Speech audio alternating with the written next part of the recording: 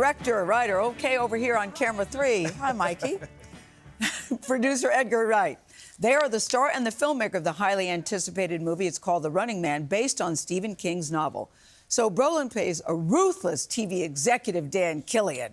Ruthless is a word here for this guy, who runs a deadly game show. It's called The Running Man. So he stars opposite Glen Powell, who plays a father desperate to provide for his family. Let's be honest. You stuck your neck out one too many times for your coworkers and got your head chopped off. Pretty gutsy, considering half the country thinks unions should be illegal. Well, I come from the other half, so they can kiss twice. Right there is why you can win this game. You're a fighter, Richards. Network blacklisted you from all the corps they own, except for this one. You've risked your life for other men and their families long enough. Now do it for you and yours. Put your boots on. Make them pay in cash. Sign the agreement and change your family's life forever. What father wouldn't want that?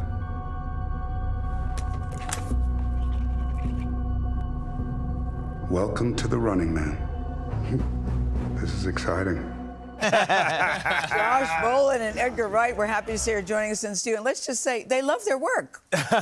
Just watching the clip, it was fun to watch you guys watch yourself and go, wow, that's good. Yeah, that's what good. a great movie it is. But Josh, you play such an evil manipulator, but you do it with such a smile. It's so hard to take that compliment. You know what I mean? You see these movies and you go, oh, you're awful. Yes. And everybody goes, yay, you're the But best she's awful right, though. guy You we nailed know. it. But you do it with a smile. Well, and your voice, too, is different, too. My voice, because I had a lung infection.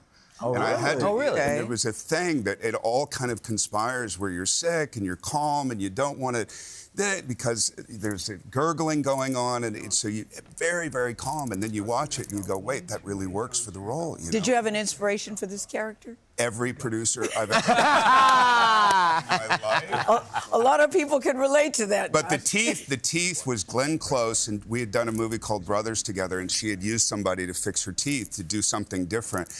And my teeth are not particularly white, and I was like, if you're a producer, you have to have super white teeth. So we got some super big white teeth, and I think it worked. It's working.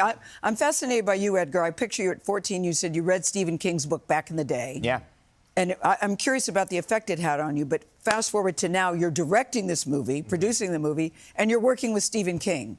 Take us from that 14-year-old boy to now. I mean, it's amazing. I mean, I started reading his books way too young, probably like 12 years old, and I'd read The Running Man when I was 14. It always really stuck with me, and also I read it before I saw the previous adaptation in the 1987 film, which is completely different from the book. So I kind of knew that there was another great movie in the source material, and that has stayed with me for like decades. So to finally have it out is amazing. So you give him the script, and what does he say? Well, what were your thoughts? You give him the script. Well, me and Michael Bacall, who co-wrote the script, we knew that Stephen King was an English teacher, a high school English teacher before he was a published writer. So we felt like we're handing in our homework to the most famous English teacher of all time. It's very nerve-wracking and sweaty. Yeah. But he loved the script. Yes. And then he loved the finished movie as well. Well, the movie's amazing. Yes. It grips you right from the jump, and it doesn't let you go until the very last second of the film.